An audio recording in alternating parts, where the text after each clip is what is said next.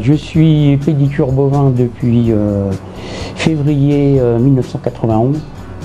J'ai fait la formation de pédicure bovin la même année, j'ai attaqué, mais bon, j'avais commencé un peu sur le terrain. Là actuellement on est 3 par heure. On travaille aussi de temps en temps ensemble. Moi un petit peu moins avec Jean-Charles parce qu'il est excentré sur l'aube lui.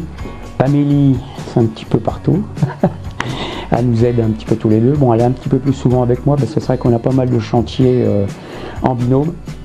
Les troupeaux, maintenant, on arrive à avoir pas mal de bovins à passer aussi dans la journée, ce qui fait que c'est un peu dur tout seul. Du coup, pour moi, mobiliser et les vaches et l'éleveur, et puis vu notre emploi du temps qui est très chargé, on vient à docage. En quoi consiste le métier de pareur? Déjà, la base principale du métier de pareur, pour du parage préventif, dit préventif, c'est-à-dire qu'on va rectifier les onglons, on va leur redonner de bons aplombs, une bonne inclinaison, une bonne répartition des masses sur chaque onglon, sur les 4 pieds, pour qu'elle puisse avoir de bonnes locomotions. Un animal qui va bien, il se déplace bien, il mange bien, etc., etc. Il fait du lait, il produit. Donc le but de faire du préventif dans certains troupeaux, c'est pour prévenir aussi les boiteries. Maintenant, depuis très longtemps, on est plus en curatif dans beaucoup de troupeaux. Quand on vient, on fait quand même, on en fait quelques-unes, pas grand chose, mais on fait beaucoup trop de curatifs. Dans mon métier, malgré que ce soit un métier, j'ai dit salissant, très physique, on travaille avec des animaux, donc c'est pas évident. Dès que l'animal est dans notre cage, il est sous notre responsabilité, donc il faut faire quand même très attention à ne pas le blesser, ou pire en sortant de la cage. On a quand même de grosses responsabilités à ce sujet-là. Mais bon, ça nous plaît, même si on est par tout temps. Il fait très chaud, il fait très froid, on n'est pas dehors quand même. Et on a quand même une liberté d'action. L'autonomie, c'est vrai que c'est ce qui nous trois, je pense que c'est ça. L'autonomie, puis le contact avec les gens, tous les jours c'est quand même différent. Même si c'est des vaches tous les jours c'est pas la même exploitation.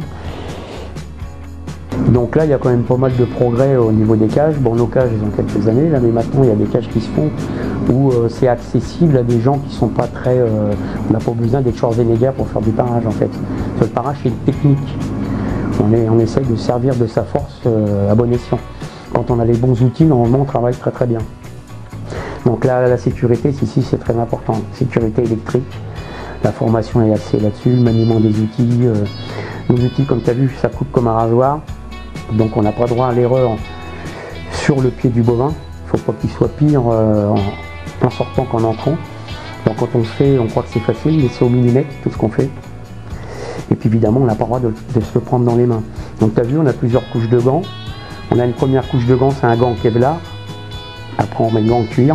Après on met une manchette en néoprène sur l'avant-bras. En fait, c'est le bras opposé de notre main. Si je suis droitier, on met ça à la main opposée.